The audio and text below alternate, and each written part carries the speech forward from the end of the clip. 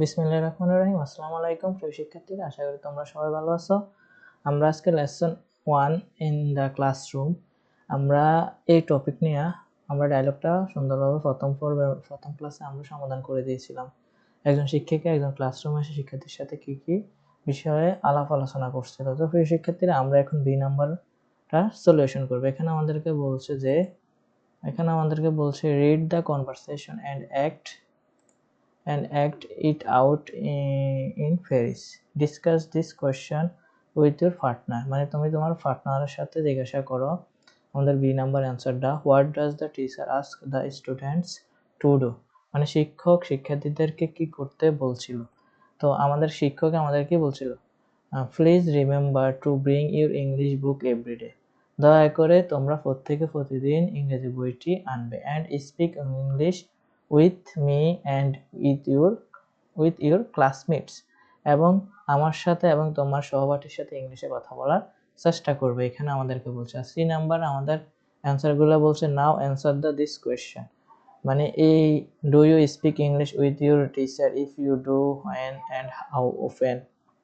আমাদের এই 1 নাম্বার প্রশ্নটা আমাদের এই ডায়লগ থেকে আমরা কিভাবে অ্যান্সারগুলো লিখব। তো স্যারে তোমাদের জন্য সুন্দরভাবে অ্যান্সারগুলো রেডি করে রাখছে, তোমরা দেখো। এখানে কি বলছে, do you speak English with your teacher, if you do, when and how open. তুমি কি তোমার শিক্ষকের সাথে ইংরেজি কথা বলো? যদি বলো তাহলে কখন এবং কতবার। তো ইয়েস, হ্যাঁ, I speak English with my teacher.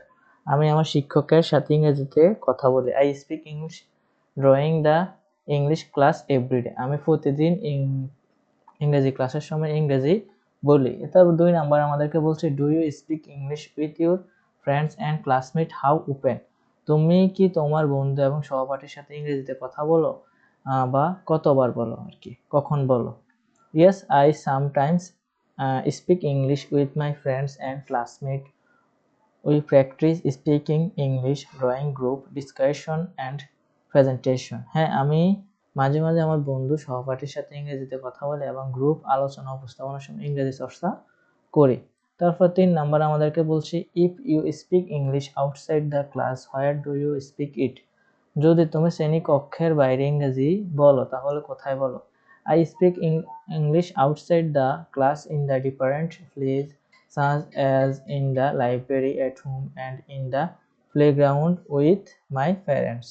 আমি শ্রেণীকক্ষের বাইরে বিভিন্ন জায়গায় ইংরেজি বলি, যেমন লাইব্রেরিতে এবং বাড়িতে, মাঠে আমার বন্ধুদের সাথে। তো 4 নাম্বার আমাদেরকে বলছে, do you watch any English program on TV, what programs do you watch. তুমি কি টেলিভিশনে কোনো ইংরেজি অনুষ্ঠান দেখো, কি কি অনুষ্ঠান দেখো। ইয়েস, হ্যাঁ, I watch English program on TV, I watch English news, cartoon and educational program. হ্যাঁ, আমি টেলিভিশনে ইংরেজি অনুষ্ঠান দেখি, আমি ইংরেজি খবর, কার্টুন, শিক্ষামূলক অনুষ্ঠান দেখি। তো আশা করি প্রিয় শিক্ষার্থীরা, তোমরা তোমাদের লেসন 1-এর বি এবং সি এর অ্যান্সারটা সুন্দরভাবে সমাধান করতে পেরেছো এবং যে উপকৃত হয়েছো। তোমরা যখন বই হাতে পাবে তখন তোমরা যে এভাবে অ্যান্সারগুলো লিখবে এবং তোমাদের শ্রেণী শিক্ষক যে আছে তার কাছে পড়াগুলো দিয়ে দেবে। তো আমরা পরের টপিকটা পরের ক্লাসে নেব। তো সবাই সুস্থ থাকবে, ভালো থাকবা, আশা করি।